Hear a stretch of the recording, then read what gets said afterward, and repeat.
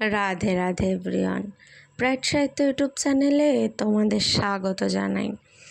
নিঃশব্দ প্রেমের গ্রাম পার্ট 5। কিছু ভুল ত্রুটি হলে ক্ষমা করে দিও। তো চলো বেশি কথা না বলে গল্প শুরু করি। যে রাতে পুরো গ্রাম চুপ হয়ে গিয়েছিল। শালবন গ্রামে সেদিন কালী পুজোর আয়োজন চলছিল। চারদিকে আলো, মাইক থেকে ভক্তি গান বাজছে, বাচ্চারা আতশবাজি ফোটাচ্ছে। কিন্তু এত কোলাহলের মাঝেও তিথির বুকের ভেতর অদ্ভুত অশান্তি কাজ করছিল। কারণ বুঝতে পারছিল গ্রামের মানুষ ওদের মেনে নেয়নি এখনো। ও কিছু বলছে না, শুধু চুপ করে আছে।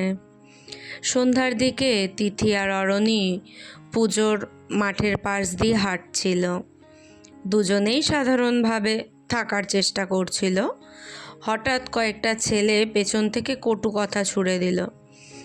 শহর ঘুরে এসে খুব সাহস বেড়েছে, গ্রামের মান সম্মান শেষ করে দিল। অরণি থেমে গেল। তিথি ওর হাত শক্ত করে ধরল, চল। কিন্তু ওদের মধ্যে একজন সামনে এসে দাঁড়ালো। এইসব সম্পর্ক এখানে চলবে না, বুঝেছ? চারপাশে অনেক মানুষ দাঁড়িয়ে দেখছিল, কেউ কিচ্ছুটি বলছিল না। এই নীরবতাটাই সবচেয়ে বেশি কষ্ট দিচ্ছিল তিথিকে। ঠিক তখনই ভিড়ের মাঝখান থেকে একটা কণ্ঠ ভেসে এলো, কেন চলবে না? সবাই ঘুরে তাকালো। তিথির বাবা। উনি ধীরে সামনে এসে দাঁড়ালেন। সবার চোখে অদ্ভুত দৃঢ়তা। ওরা কাউকে কষ্ট দেয়নি, তাহলে তোদের এত সমস্যা কেন? পুরো মাঠ নিস্তব্ধ হয়ে গেল। তিথি বিশ্বাসই করতে পারছিল না, যে মানুষটা একসময় ওকে সবচেয়ে বেশি ভয় পাইয়ে দিত, আজ সেই মানুষটাই ওদের পাশে দাঁড়িয়ে আছে। একজন রাগে বলল, আপনার মেয়ে সমাজ নষ্ট করছে। তিথির বাবা শান্ত গলায় উত্তর দিলেন, সমাজ কি শুধু ঘৃণা শিখিয়েছে, ভালোবাসা না? চারপাশের কেউ আর কিচ্ছু বলতে পারল না। অরণির চোখ ভিজে উঠল, কান্নাই করে ফেলল। তিথির বুকের ভেতর যেন জমে থাকা একটা বড় পাহাড় হালকা হয়ে গেল।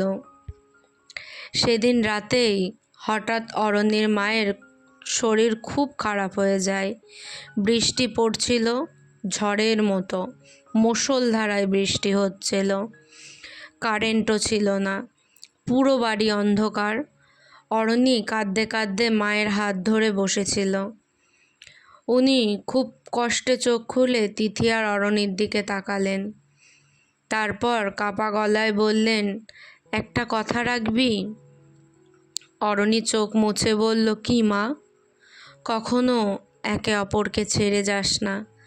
তিথির চোখ বেয়ে জল গড়িয়ে পড়ল। উনি ধীরে তিথির হাতটা অরণির হাতে রেখে দিলেন। মানুষ যাই বলুক, ভালোবাসা পাপ না মা। বাইরে তখন ঝড় হচ্ছিল, কিন্তু সেই ছোট্ট অন্ধকার ঘরের ভেতর দুই মেয়ে প্রথমবার মনে করল, হয়তো পৃথিবীটা পুরোপুরি নিষ্ঠুর না। রাতের শেষ দিকে অরণির মা শান্ত হয়ে গেল, চিরতরে শান্ত হয়ে গেল। অরণি নিঃশব্দে বসেছিল, চোখে জল নেই, শুধু আছে বুক ভরা শূন্যতা। তিথি ওকে জড়িয়ে ধরে ফিসফিস করে বলল, আমি আছি। অরণি মাথা নিচু করে কাপা গলায় বলল, এখন তুই ছাড়া আমার আর কেউ নেই রে। পরদিন পুরো গ্রাম এসেছিল। আশ্চর্যজনকভাবে কেউ কোনো কটু কথা বলেনি। হয়তো মানুষ প্রথমবার বুঝতে শুরু করেছে, ভালোবাসাকে এত সহজে অপমান করা যায় না। সন্ধ্যায় নদীর ধারে বসেছিল তিথি আর অরণি।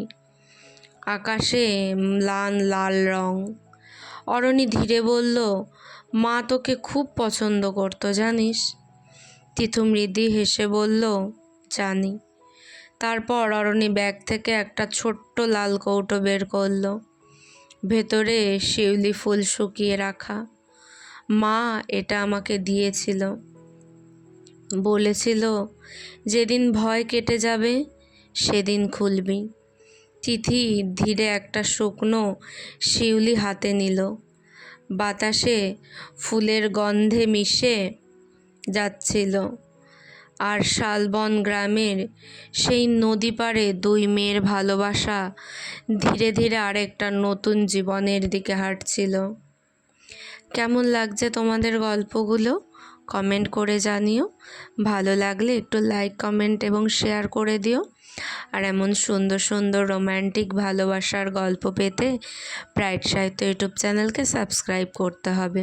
জলদি গিয়ে সাবস্ক্রাইব করে এসো। নেক্সট পার্ট খুব তাড়াতাড়ি আসবে। ততক্ষণের জন্য সবাই খুব ভালো থেকো, সুস্থ থেকো। রাধে রাধে।